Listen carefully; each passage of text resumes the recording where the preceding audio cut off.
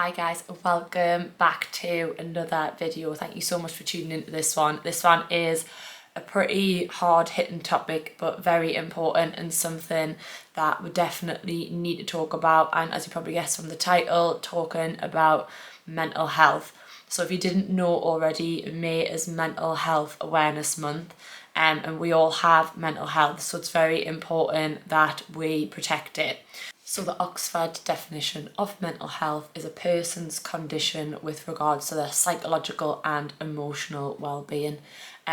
So some people can suffer from mental health but function, normally you wouldn't know anything was wrong. Some people can suffer from mental health and be totally unable to function. Anyone at any stage in their life can be affected by mental health problems, and I think with the pandemic not that long ago, that really brought to light a lot of with people, and this year's theme is loneliness. So that kind of stems on from the pandemic, as a lot of people really did feel that then when we were very isolated. So definitely an important topic to highlight. I actually very recently at the start of this year did a course in mental health, so I'm now trained up to deal with that, and I'm also now a mental health first aider. I am very passionate about about physical and mental well-being, and as a coach and personal trainer I've always had a very big focus on mental and physical health and the benefits that exercise and nutrition have on both things. A lot of people obviously initially start exercising for aesthetic reasons, for physical reasons. I did myself, but in going on this journey and this process, I've seen huge mental changes in myself, and it's something that I really preach now and like to help people with. And I've seen this in my clients over the years. Like, a lot of people start for aesthetic reasons, they have aesthetic goals, and they can't believe how much fitness and their whole journey has just helped them mentally as well. So today, as I've said in the title, I'm going to share some tips that can help you to look after, improve and protect your mental health. Obviously they're not limited to this list. These are just things that I've found have helped me, and have helped others in the past as well. It also is important to note before we begin that if you are struggling to talk to someone, whether that's someone close to you or someone you don't know, there's a lot of charities like Mind and the Samaritans that you can call. You can even text the likes of Samaritans and speak to them online if you didn't feel comfortable enough speaking in person. But sometimes just talking to anyone can really help. So I'm going to link all those things below that might help anyone that will need it. It's really important that we talk to each other, talk to our families, friends, reach out, make sure that everybody is okay, and break the stigma around mental health. Like, yes, it's very good to talk about it, but also we need to be taking action, as I've said, to protect our mental health, as we all have it. That leads us on to today's video. So first and foremost, one of the biggest things that can improve your mood and your mental well-being is exercise. Now, as a coach, I'm bound to say that, but it is so true. As I mentioned there previously, it's made such a big difference. Whether that's going to the gym, joining a sports team, getting outdoors for a walk, it's just a time of the day where you can just switch off. You're doing something positive for your physical health as well, and you can just focus on you. Obviously you get the endorphins flowing when you begin exercise, which boosts your mood, and that is just going to help you feel generally good. In doing this as well, it gives you a sense of achievement, like you said to yourself that I'm going to do this workout this week, or I'm going to go and train with my sports team, whatever it is. And in you completing that, you think, oh, I've set myself a task, I've completed it, and I've done it, even if you've maybe not wanted to. And then this is also where self-confidence starts to build, because you've proven to yourself that you can do something, and that really helps your self-esteem, which is also really important towards your mental well-being. I also think as well, in terms of the type of training that I do, which is strength and weight training, it just gives me a sort of focus. Like, I know I'm going into the session to do something, and I switch off from everything else. Like, and having focus and a purpose is really important, because it gives you a reason to get out of bed you know, on a morning. It gives you a reason to just some focus for the day basically, which leads us on to my next point. So having a purpose for the day really helps to keep you focused, and as I've mentioned there earlier, can really give you a sense of achievement. So whatever that is to you, and it could be a few different things. So my workouts are one for me, another one is my businesses. I've got my gym, I've got my online coaching business. They give me so much purpose, focus, drive for the day, and, you know, keep me busy and, you know, like happy. I really enjoy it. Another one is Wesley. I've got to make sure he's okay. I've got to make sure he's fed, he's watered, he's safe. He's looking at us now like, you don't mind me. So am I going to get a treat? You know, like all these things, I've got to look after him, and he gives me a lot of purpose as well. And I'm not saying you have to go and get a dog, but if you ever need a reason to get a dog, this is it. But yeah, like, you know, anything, could even be any kind of pet, a smaller pet if you can't get a dog. I mean, my dog is pretty small to be fair. But yeah, anything, just something that gives you purpose. Like even if you don't have your own business, it might be your job, and, you know, something to give you focus. Like you might be really working towards a promotion, and that can kind of help to give you that drive and determination to get out of bed on a day. And that's why I always think having a little routine and, you know, like daily, weekly tasks and goals that you want to achieve is really a good thing to have. And journaling is really good for that as well, to reflect on the week previous, and then it can give you that sort of focus and purpose for the week going forward. So I mentioned there about routine, and that is another important one that I find is definitely beneficial for your mental health. So creating daily habits is massive. It's something that I preach about a lot if you follow me on Instagram. It can help, you know, building a routine and keeping you in that sort of like nice bit of structure. And I'm not saying you have to stick to it so rigidly, but it does help to reduce stress for the day and for the week as well. And it also helps you to cope with change, and coping with change is something that a lot of people don't realize can, you know, cause a lot of mental stress. And, you know, as I say, like we're trying to keep stress to a minimum, and if you watch my previous video, that is so important again, as that is not good for your mental health if your stress levels are really, really high. I, as a person, love routine. I love structure.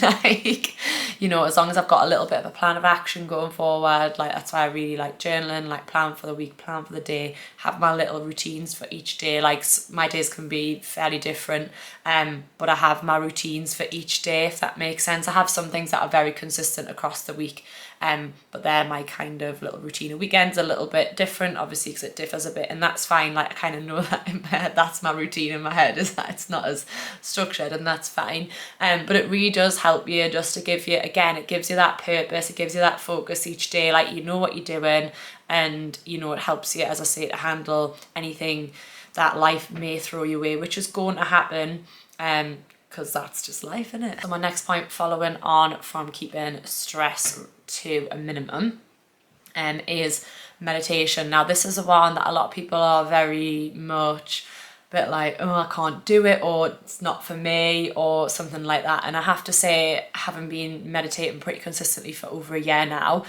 there's some days where I do it and think, I just could not switch off then. Some days where I think, oh God, I nailed it. And that is just what meditation is. And I try to always tell people that, because it's really hard to do at first. Like you're never going to switch your thoughts off. But it is kind of, you know, 5-10 minutes of your day at least. You could do longer if you wanted to just kind of be present. And it really has a lot of proven benefits to reduce stress, to reduce anxiety, and just kind of help you focus on the here and now, which in such busy, fast-paced lives we often forget to do, because, you know, we're working and we're doing this and we're trying to fit in every single little thing in each day and each week, and it can seem so overwhelming at times. And then if you're then stressed on top of that and anxious, it's going to make it seem 10 times worse. So just bringing yourself into the present moment really does help. I literally just do it for 10 minutes a day. I use the Headspace app. I've tried a few different ones. There's absolutely loads of really good ones out there. A lot of them do free trials, and for me, I just found the Headspace one works really well. And I also use their sleep casts on a night time. Again, it helps my brain to switch off. and shut off for the night. So definitely recommend it. I'm sure they do a 2-week free trial. But yeah, I noticed there was a period of time last year where I stopped meditating for a little bit, and I definitely noticed, and I didn't realise until after, like, it was one of the reasons why I just hadn't been feeling my best. I was feeling really like anxious and stressed, and my mental health wasn't in a very good place, and getting back to it has really definitely helped, as I would say, along with some other things, but definitely this. And I just, you know, I'm running, as I say, 2 businesses and just trying to be an adult, trying to be a good daughter, friend, sister, all these things that life, you know, just as I say, it can be very overwhelming. It's just sort of 10 minutes of the day to just like be present, and I'm always thinking about what I'm doing next, and you know, it just like focuses and grounds us, like, you know, into this present moment. And as I say, not every day. I sometimes think I just could not switch off there, but then some days I think that's really helped. And one thing, when I very first started meditation, I would do it like first thing on a morning. Now pretty much, well, 3 mornings a week I start work at 6 a.m, so obviously I have to get up at 5, and then I'm already rushing to get everything done, and I was finding that I couldn't fit the meditation in you know, first thing, without getting up even earlier, which I was trying not to because I was already very tired. And I think that's how I kind of fell out of the routine with it, when I eventually was like, I want more time in bed. And whereas now I'll just try and fit it in as and when I can. And that goes for exercising and anything else. Like, try and just realistically fit it into your routine. You know, if you don't want to get up early and go to the gym, then don't go after work, go on your lunch break, or go on a weekend, like, or your days off, whatever, you know, just as I say, try and find something that works for you and that fits in with you. And that's the best way to kind of start to build it as a habit and get it into your routine.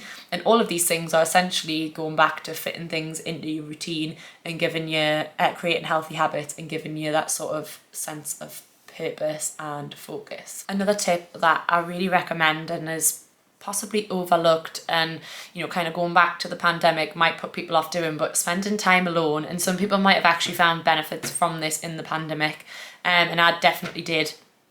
But yeah, spending time alone is so critical for self-growth and just finding out what you like without having to worry about other people's opinions. Like, if you're a little bit like me and you're a bit of a people pleaser at times, you know, I'm just very much like, oh yeah, I'll do whatever, and I am pretty easygoing, but I know there's probably times where I would rather do something else. So spending time alone allows you to do that. You can do, you know, like even just something as simple as watching what you want on the telly, or if you don't want to watch the telly and you want to sit and read a book, like, it's time for you to discover who you are, as deep as that sounds. And that's really important, you know, like, it means you're going to set boundaries, and you're inevitably in the long run going to be a lot happier.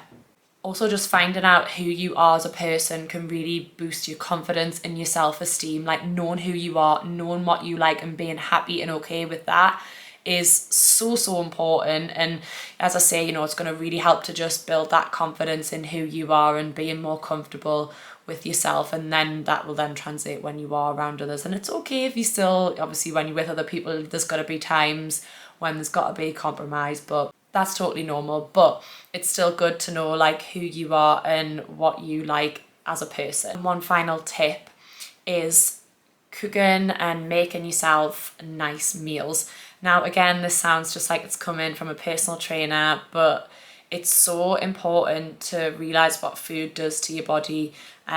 You know, it's really important not to undereat, just as important as it is not to overeat. It's fueling your body with good food, and I've mentioned this before, and there's lots of studies on this, that your gut health is directly linked to your brain health. So what you're putting inside of your body will be affecting you mentally, which is so important, and to be affecting your mood and your mental well-being.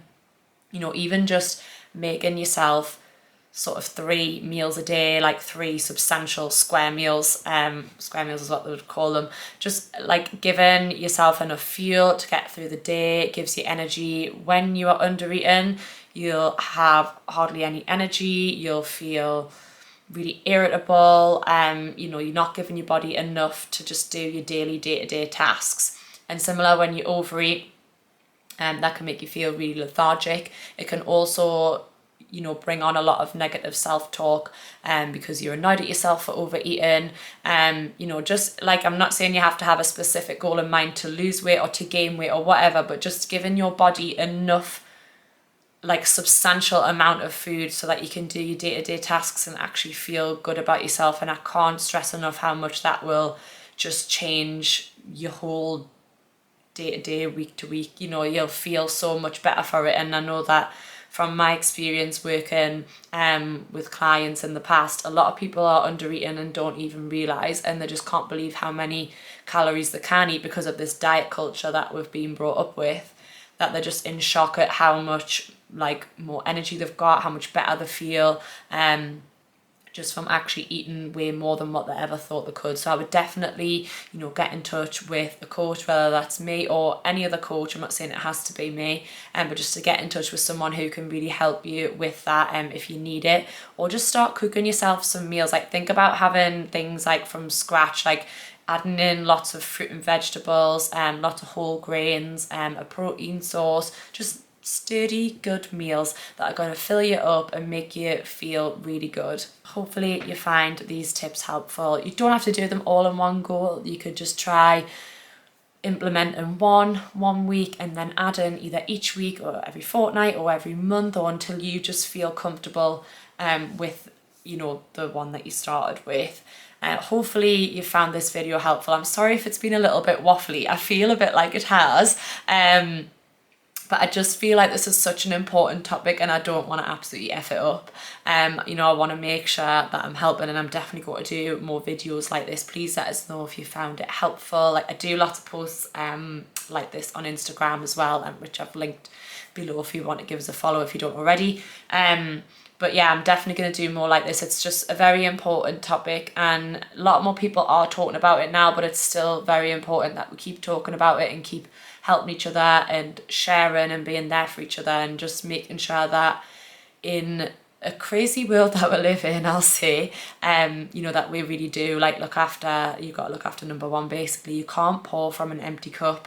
And you'll have times where you feel good and you're there for people who need it, and then vice versa. There'll be times where you're not feeling so good, and then you've got that support around you, and they can then, return the favour and help you back. But it's definitely important that we all look after each other and look after ourselves and our mental health. And as I say, if you are in a crisis and you really need more help, I've linked lots of valuable sources below that can help you. You can get in touch with them online or via phone, and all the details are on there. But definitely reach out, and I always say my inbox is always open if I can help you at all. It's important to talk.